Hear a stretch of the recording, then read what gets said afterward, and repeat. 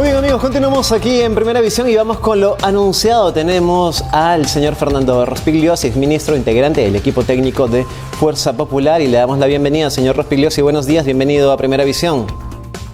Buenos días, Jimmy. Señor Rospigliosi, la primera consulta que quería hacerle tenía que ver con lo que ha anunciado el Jurado Nacional de Elecciones, que aún no hay un acuerdo por parte de ambos equipos de las dos agrupaciones políticas para la realización de los debates organizados por esa entidad. El señor Pedro Castillo dice que él va a participar de todos los debates, pero ¿cuáles son los puntos en los que no se llegan a poner de acuerdo para la realización de estos 4 debates?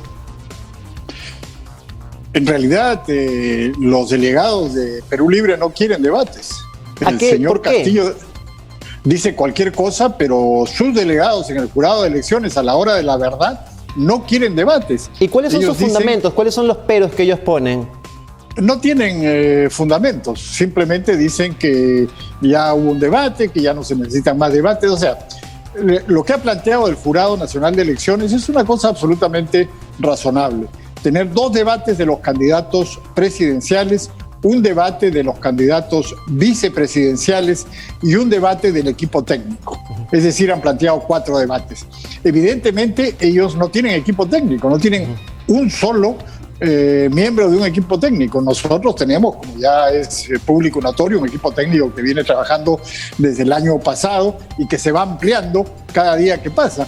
Pero ellos hasta ahora no presentan a nadie y por eso obviamente no quieren un debate de los equipos técnicos, tampoco quieren debate de los vicepresidentes y tampoco quieren debate presidencial, sino dicen de repente uno de los 2 debates propuestos por el jurado de elecciones. Pero con estas personas en realidad nunca se sabe qué cosa es lo que van a hacer, porque ya hemos visto cómo el mismo señor Castillo, cuando Keiko Fujimori lo retó a debatir hace ya más de una semana, este señor dijo que no, que sí, que no, que sí, después puso Chota como lugar del debate creyendo que Keiko Fujimori no iba a ir, después cambió, se enfermó, dijo que no podía ir porque estaba con COVID, después dijo que estaba con faringitis, es decir, todos los días cambian de versión. Al final, como Keiko Fujimori iba a ir de todas maneras el sábado a Chota, él tuvo que ir. Pero aquí la percepción que tenemos, señor Rospigliosi, es que nos quedamos con contradicciones, ¿no? Por parte del señor Pedro Castillo, que él declaró tras el debate en Chota que sí va a asistir a los debates del Jurado Nacional de Elecciones, pero luego lo que usted nos dice, los dirigentes de Perú Libre que no se ponen de acuerdo, y se tiene prevista en esta semana una 5ª reunión con el Jurado Nacional de Elecciones. ¿Y para cuándo sería? Bueno, probablemente, ¿no? Lo que yo le estoy diciendo es lo mismo que ha informado Luis Galarreta, que es el delegado de Perú Libre para negociar el debate en el jurado de elecciones, que ha estado ayer a las 4 de la tarde y que ha tenido esta respuesta. Entonces, no sabemos realmente lo que va a ocurrir, porque además es muy evidente que en este grupo llamado Perú Libre hay varias gentes, ¿no? Varios grupos distintos, que uno dice una cosa, el otro dice otra cosa. Vladimir Cerrón, que es el dueño del partido, dice una cosa y Castillo aparentemente no tiene mucho poder de decisión. Entonces es una situación totalmente inestable y caótica. Finalmente habrá que esperar, pero lo deseable, lo necesario es que hayan los 4 debates que ha propuesto el jurado de elecciones, porque la ciudadanía tiene derecho a conocer cuáles son las propuestas, porque lo que los peruanos queremos es tener respuestas. Sí. Tenemos que saber quién va a solucionar o no la crisis. Señor Rospigliosi, quisiera consultarle también brevemente cuál fue su análisis o su percepción de ese primer debate en Chota, y también a qué se debe que constantemente la señora Keiko Fujimori le recalcaba al señor Castillo que no tiene un equipo técnico y él no decía nada, no se sentía por aludido.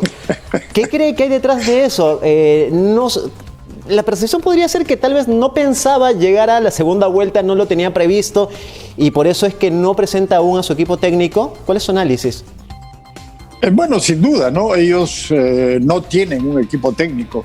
Hemos visto cómo ya hace 10 días en una entrevista le preguntan al señor Castillo: oiga, ¿usted tiene un equipo técnico? Y dice: sí, por supuesto. ¿Y quiénes son? Bueno, se lo digo después de la entrevista, chao, y se fue y no respondió nada y por supuesto no dijo nada, pero eso hace 10 días.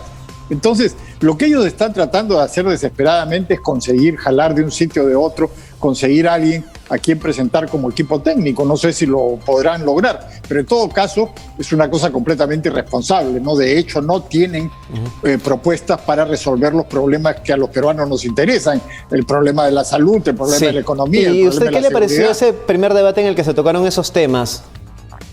Bueno, fue evidente pues que el señor Castillo no tiene idea de cómo resolver los problemas y que también tiene un tremendo desconocimiento de las cosas, ¿no? Por ejemplo, cosas tan elementales como decir yo propongo la muerte civil de los funcionarios públicos para luchar contra la corrupción, y esa es una ley que ya se aprobó hace varios años y que ha sido aplicada justamente a su padrino, al señor Vladimir Cerrón. Si el señor Vladimir Cerrón no puede postular ahora es porque está sentenciado. Y lo que se aprobó en el anterior Congreso es una ley que dice que a los sentenciados por corrupción no se le permite postular en las elecciones. Eso es lo que se llama muerte civil. Y si para usted, señor Rospigliosi, no puede postular. Para Entonces, usted, señor... eso se le ha aplicado a Cerrón. Ajá. Es cierto. Y para usted, ¿es Vladimir Cerrón quien está detrás de Pedro Castillo, quien está manejando todo lo que viene siendo esta campaña electoral? Por más que el señor Castillo ha dicho que no tiene nada que ver con Vladimir Cerrón, que él se encarga de la agrupación política, pero no formará parte de su gobierno. ¿Usted qué cree? No, es que no puede formar parte del gobierno precisamente por esta ley de muerte civil. Él no puede ocupar un cargo público. De manera oficial, pero extraoficialmente... Ah, bueno, esa es otra cosa. La mayoría de congresistas que ha puesto este grupo Perú Libre han sido ubicados ahí por Vladimir Cerrón. O sea, acá hay dos grupos que han confluido. Uno es Sendero Luminoso, de Abimael Guzmán, que ahora tiene el nombre de Movadef, que es el que impulsó a Castillo, el que lo dirigió en la huelga magisterial del año 2017. Y otro es el grupo de Vladimir Cerrón, que es, digámoslo así, un agente de los venezolanos y los cubanos.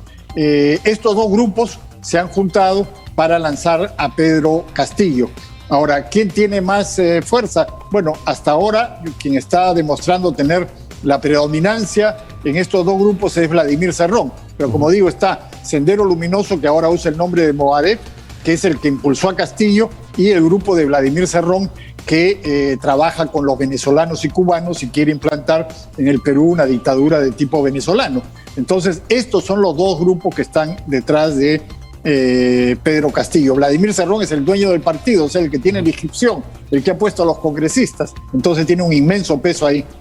Pero justamente el mismo sábado en Chota, el señor Castillo fue tajante al decir que él no tenía ningún vínculo con el terrorismo. ¿Usted qué considera con relación a algunos allegados a Sendero Luminoso o a Movadef que forman parte de Perú Libre? ¿Es así o es como nos dice el señor Pedro Castillo, que no tiene ningún vínculo con esta agrupación terrorista? Mira, en los últimos días y semanas se han difundido en los medios de comunicación decenas de videos y de fotos que muestran las reuniones del señor Pedro Castillo con la gente del Movadef. Es decir, Movadef es Sendero Luminoso de Abimael Guzmán, tanto en el Perú como en el extranjero. En Bolivia han estado también el señor Castillo con toda esta gente del Movadef y con los agentes naturalmente de Venezuela y de Cuba que están en Bolivia. Entonces, de eso no hay ninguna duda. La DIRCOTE, la Dirección contra el Terrorismo, que es quien ha realizado la filmación, el seguimiento y ha tomado las fotografías, los tiene perfectamente ubicados, identificados. No hay ninguna duda, cero dudas, de que tanto en la huelga del 2017 como en la actual campaña, Sendero Luminoso de Abimael Guzmán está con él. Ahora, ellos no realizan acciones terroristas ya, ojo, no realizan acciones terroristas, ellos no ponen bombas, ellos no matan, ellos no disparan. Ellos han abandonado esa vía, el terrorismo, porque fueron derrotados, aplastados, aniquilados por las Fuerzas Armadas y por la Policía Nacional. ¿Han cambiado de estrategia? Han cambiado de estrategia, claro. Ahora quieren hacer lo mismo que pretendían antes, es decir, implantar una dictadura, pero a través de la vía electoral. Entonces, por eso yo mismo, en el año 2017, durante la huelga magisterial, fui uno de los pocos que dice, oiga, no les digan terroristas, no están realizando acciones terroristas, pero es Sendero Luminoso, sí es Sendero Luminoso, pero es el Sendero Luminoso de Abimael Guzmán. Hay varias facciones de Sendero, pero el Sendero Luminoso de Abimael Guzmán no realiza acciones terroristas porque quiere llegar al poder por la vía electoral. Señor Rospigliosi, antes de ir con las propuestas en materia de seguridad, ¿y cómo ve usted la elección del señor Guillermo Bermejo, que tiene graves cuestionamientos por sus vínculos con Sendero Luminoso y estaría en el Congreso también? Sí. No, claro, no solamente vínculos con Sendero Luminoso, también con los venezolanos y cubanos. Él es parte de esa organización y ha estado constantemente en relación con los venezolanos, ha viajado allá. Y es una especie de agente de ellos también, ¿no? Eso muestra pues claramente el peligro que representa estas personas para la democracia peruana, para la gobernabilidad y para la estabilidad del país, porque esta gente sin duda va a pretender implantar una dictadura de tipo venezolano en el Perú, y eso, por supuesto, va a haber muchos peruanos que lo resistan y va a crear una situación caótica.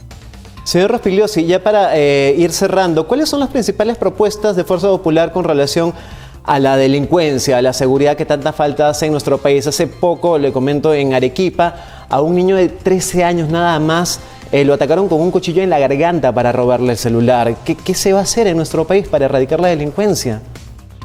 Ese es el punto más importante, el que más le preocupa a los peruanos y al que está dedicado el programa de Fuerza Popular en temas de seguridad.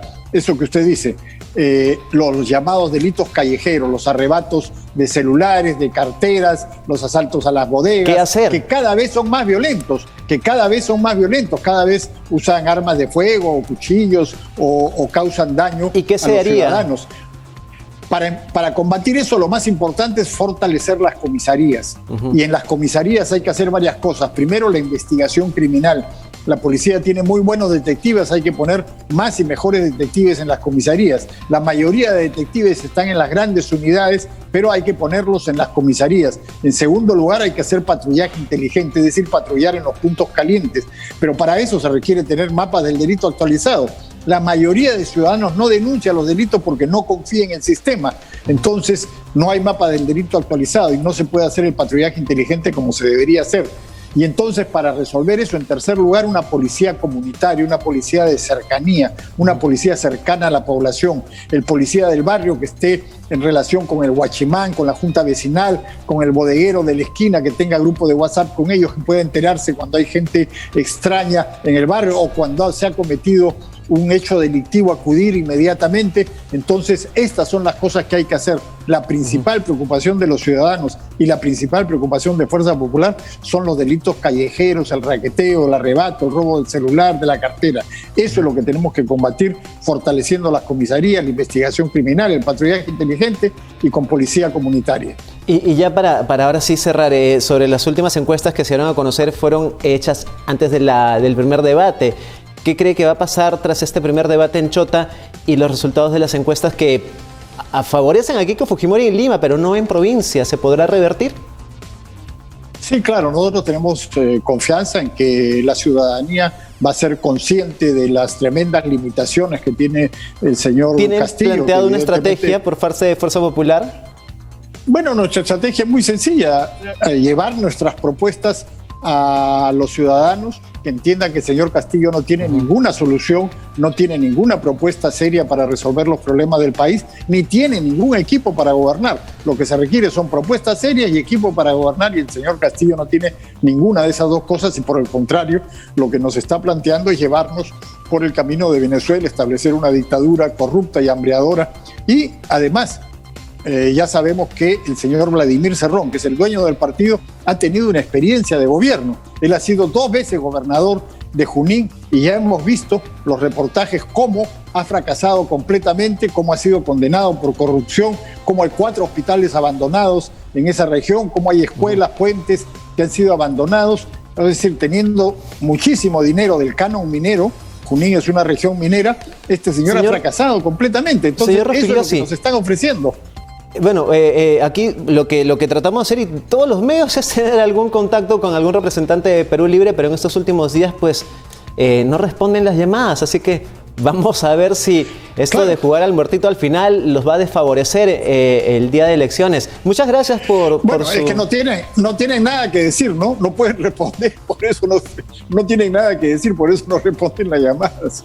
Bueno, es complicado conseguir una entrevista con Perú Libre. Gracias, señor Rospigliosi. Hasta una próxima oportunidad. Gracias, Jaime.